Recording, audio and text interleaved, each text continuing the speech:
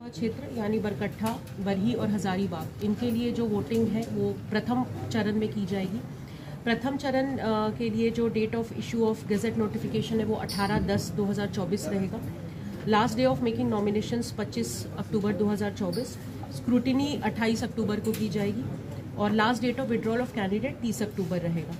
Election यानी poll day 13 नवंबर 2024 को होगा और काउंटिंग 23 नवंबर 2024 को की जाएगी।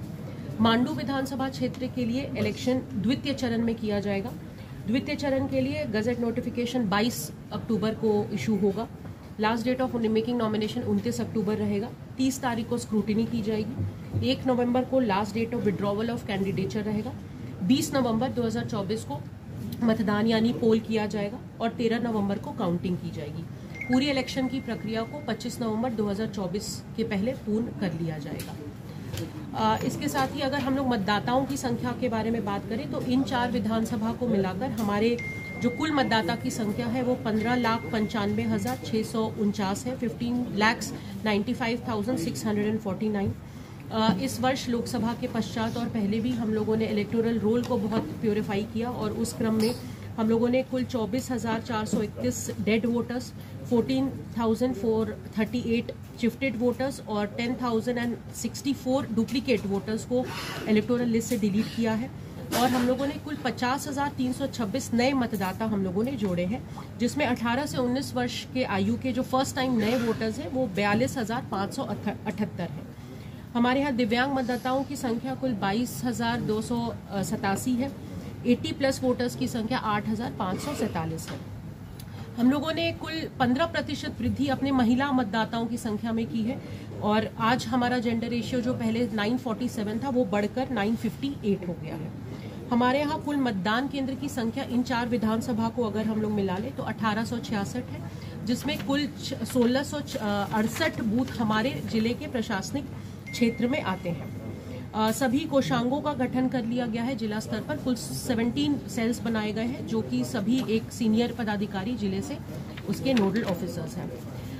जिले में मॉडल कोड लगते ही इलेक्शन एक्सपेंडिचर मॉनिटरिंग के लिए static teams, surveillance teams, video viewing teams और flying squads, video VSTs, FSTs सभी का गठन कर लिया गया और इनको ट्रेनिंग दी गई है। कुल 268 सेक्टर्स बनाए गए हैं। सेक्टर मैजिस्ट्रेट्स और सेक्टर पुलिस पदाधिकारियों की ट्रेनिंग और उनकी भी नियुक्ति कर दी गई है। हमारे यहाँ दिव्यांग और 85+ के जो वोटर्स हैं उनके लिए बूथ्स पर व्हीलचेयर और उनके लिए सुविधा रहेगी वॉलंटियर्स और रैंप की, लेकिन होम वोटिंग की भी फैसिलिटी जैसे पिछले लोकसभा में थी वो भी अवेलेबल रहेगी, जिसके पोस्टल बैलेट के माध्यम से वो अपने मत का प्रयोग भी कर पाएंगे। हम लोगों ने 1950 जो वोटर टोल फ्री नंबर है वो भी एक्टिवेटेड है, जिस पर मतदाता अपने कंप्लेंट्स या उनके जो प्रश्न है वो कर सकते हैं। वोटर हेल्पलाइन ऐप भी फंक्शनल है। सी विजिल ऐप, जिसमें किसी प्रकार के MCC वायलेशन की अगर कोई शिकायत हो तो कोई भी उस पर जाकर उसे लॉन्च कर सकता है और उस पर नेसेसरी अग्रतर कार्रवाई की जाएगी। Media certification and monitoring committee MCMC का गठन कर लिया गया है, जिसके द्वारा प्रिंट एवं इलेक्ट्रॉनिक मीडिया के माध्यम से हो रहे प्रचार प्रसार का अनुश्रवण किया जाएगा। जैसा कि हमने बताया कि 2 चरणों में चुनाव हमारे यहाँ 4 विधानसभा में प्रस्तावित है। प्रथम चरण और द्वितीय चरण दोनों में इलेक्शंस किए जाएंगे और आज मॉडल कोड कंडक्ट लागू होते ही हम लोग उसके जो SOPs हैं 24 घंटे, 48 घंटे और 72 आवर्स, उसमें जो प्रक्रियाएं की जानी है उसके लिए हम लोग ने सभी संबंधित पदाधिकारियों को निर्देशित कर दिया गया है और सुरक्षा से संबंधित जो भी फोर्स डिप्लॉयमेंट है वो सारे प्लान्स भी बन रहे हैं। तो आशा है कि हम लोग शांतिपूर्ण और निष्पक्ष चुनाव इस वर्ष करेंगे। बूथों को हम लोग कैटेगराइज क्लियर कर चुके हैं। 485 जो बूथ है, जो सेंसिटिव बूथ जिसको क्रिटिकल बूथ कहते हैं, उनको हम लोग चिन्हित कर लिए हैं।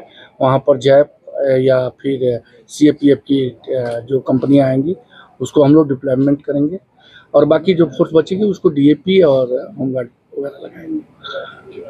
कुल हमारे जिला में लगभग 50 कंपनियाँ हमको मिलेंगी और सुरक्षा का पूरा इंतजाम रहेगा। सभी हम लोग 2 चरणों में मतदान है, उसके लिए हम लोग पूरी तैयारी पूर्ण कर लिए हैं और सुरक्षा का भी पूरा पालन करेंगे।